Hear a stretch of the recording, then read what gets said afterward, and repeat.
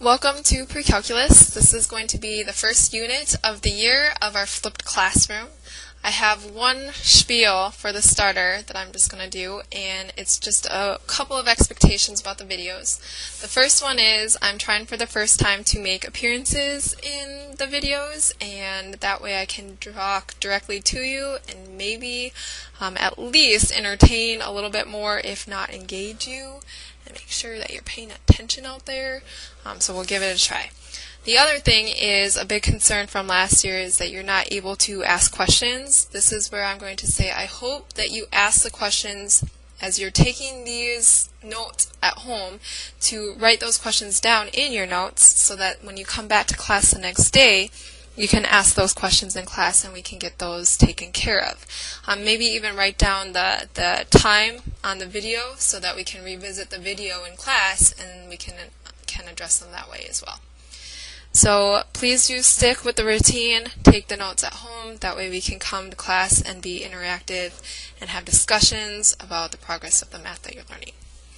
Alright, so with that, we're going to ease in to chapter 1.1 in an orderly fashion.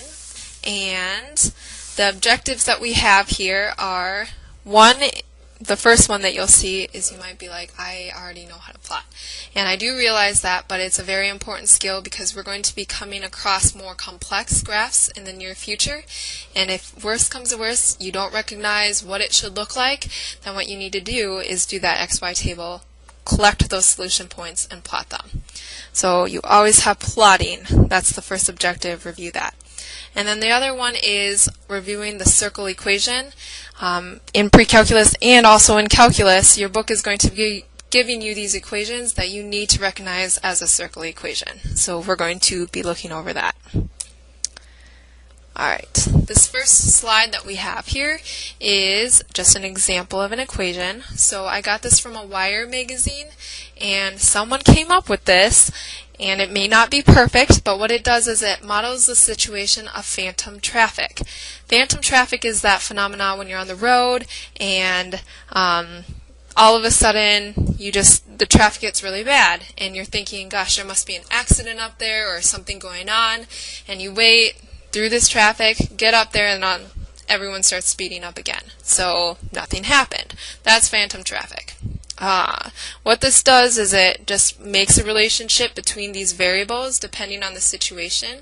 You can read through those, but you can plug in those variables to that situation and then solve for some unknown.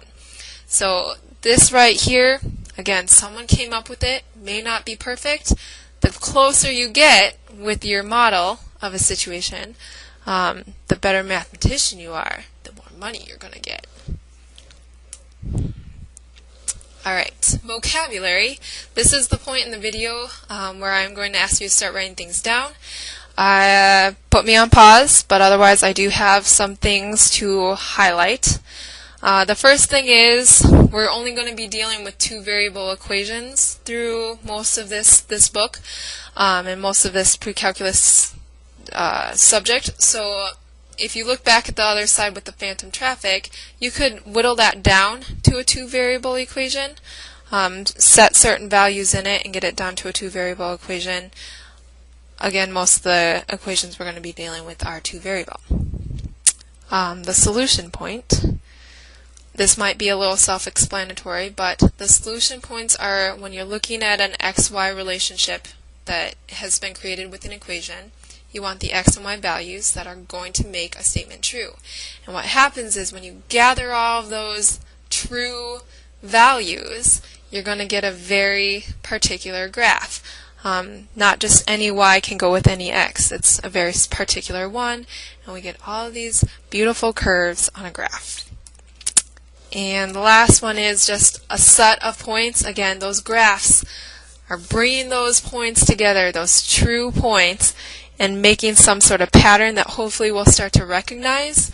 And a set is a collection, so we're collecting those points, infinite amount of points. Alright, so this is going to be kind of half on your own, but I'm going to start you out.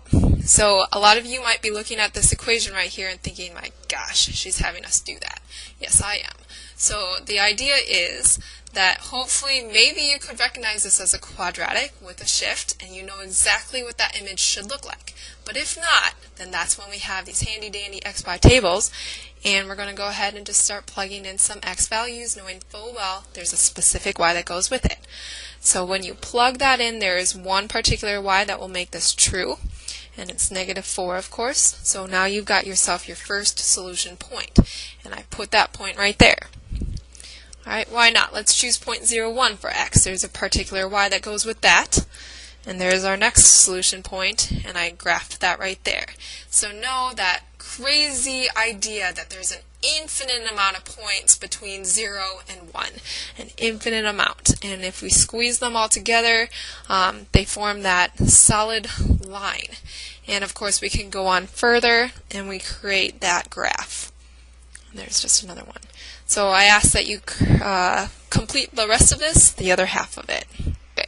I've kind of mentioned that equations are also called models. We have, of course, this kind of model, and we have this model is what we're talking about. So we have Fahrenheit and Celsius, that conversion. This is an equation that represents that situation. And if you were to graph it, it's a linear equation. If you collected all those solution points, that's what we would get. And just an interesting fact, Death Valley National Park reached one of the Earth's highest temperature. I think it is the highest temperature of 129.2 degrees Fahrenheit. And so if we did plug that in for our Fahrenheit value, or this variable right here, then we would find and finagle to find our C, which would be 54. And there we would get our solution point. So if you went over 54 up 129.2, there is that particular solution point. That is hot. Okay, so we've gone over how to graph. The next objective is to recognize the circle equation. Very important. So the one thing that I want to make sure that you know is we're looking for the standard form circle equation. And what that entails is that you would know the radius of the circle and know the center of the circle. Once you have that, then you have it all. Okay, so here was the equation, but we wanted to get it down to the two-variable equation. And so now here, those could be all those particular solution points that would actually form that circle. So knowing what the R, the H, and the K all mean is right down here. And this right here is another way of writing the circle equation. I actually prefer this one. Okay, so I'm going to put a little star by that. But this one's also okay. I would accept both on the test. You can ignore that for now.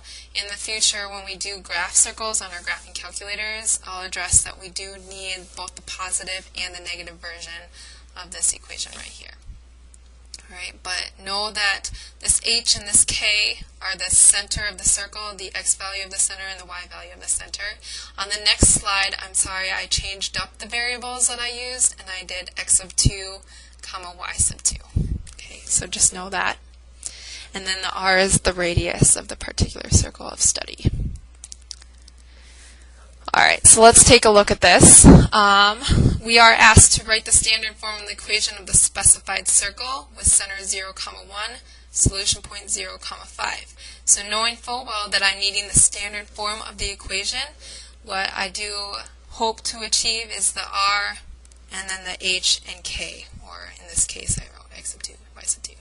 Okay, so the center, you can go ahead and sketch that if you wanted to. That's our 0, 1, which you would fill right into your standard form equation. Right? The solution point. Now I need the R, but they gave me a solution point. And keep in mind there are several. So if you're at a loss, maybe graph a solution point. And again, this is a point that is on the graph. So I'm going to go ahead and plot that. And I'm going to realize then that that right there, that x value and that y value of this point is a solution point that could go into my equation. So now from just looking at it visually, we could probably determine the radius, hopefully. But then, of course, you could always solve for it up here. 0 squared plus 4 squared, square rooted, would in fact get us 4. So there is our radius. So now, what exactly have we done here? We're not sure, because go back to the question, we need to actually get the standard form equation. So I'm going to write that here. We have 4 equals the square root of x minus 0 squared plus y minus 1 squared, and simplify where you can. This is easily simplified as 4 equals the square root of just x whole quantity squared, because I simplified in there. This, unfortunately, I cannot simplify. Well, not unfortunately, I just can't. And so then I'm going to go ahead and do that. So also, if you squared both sides, we would get 16 equals x squared plus y minus 1 squared. So this is actually the one that I prefer, just because the book uses it more, and this is where you would recognize, oh, I just created a circle equation. Okay, and then if you ever see something like that, you're like, that's a circle equation. Chunk squared plus a chunk squared equals some sort of number, circle equation. Oh, and then the other thing is, just like with the Fahrenheit and Celsius, there are several solution points. There are several xy values that you would plot. Same thing with this, like -4, 1. That would totally work to make a true statement. Same thing with this point. Same thing with this point. And an infinite amount of decimal numbers, crazy decimal numbers, that would foot along as well to make a true statement. And that happens to make a circle. Okay, here I'm going to go ahead and let you do this problem. It's exactly like the one that we just did. Just keep in mind you're using those two formulas, and those two formulas, oops, ignore this. Those two formulas need those filled in. The R, the H, the K, the center, and the radius. Okay, example. Write the standard form of the equation of the specified circle. Endpoints of diameter is what they're giving me. So you're looking at this and you're like, well, that's a little bit trickier. So let's go ahead and say, let's visually look at it. Let's see what's going on. If you're stuck, draw a picture. So there's one point that they gave me. And 1, 2, 3, 4, 5, 6. 2, 3, 4, 5, 6, 7, 8, and then there's the other point. So that's what they gave me. Great, and now recognize that it's the endpoints of the diameter. So I'm thinking, alright, there's a diameter of a circle, and being that the diameter is the line that goes through the center, now I can maybe put together a circle, or what it would possibly look like. So there we have it. And then I'm also going to put together the thought that, hey, the diameter goes to the center, so my center is going to be lying right in between those 2 points. So now this is where you have to resort to an old thought of, I need to find the midpoint of this line segment right there. And I'm going to go ahead and give that to you. What you're doing is you're averaging out. You're trying to find the center, so you're averaging. So to find this x value, you'll have to average the 2 other x values. So 0 plus 6, 6,8. And then we need to average, there's 2 points there, 2 x values, so you'll divide it by 2. This one would be 0 plus 8, and you'll divide that by 2. So this comes from the midpoint formula, and I'll actually write it, midpoint formula. It's x sub 1 plus x sub 2 all over 2, comma, y sub 1 plus y sub 2 all over 2. That is the midpoint formula. So when you actually solve this out, we're going to get 3, comma, 4. So now, what you just had is, when you're looking at that r squared equals, and then x minus h squared plus y minus k squared, you're going to go ahead and be able to fill those in for your h and your k.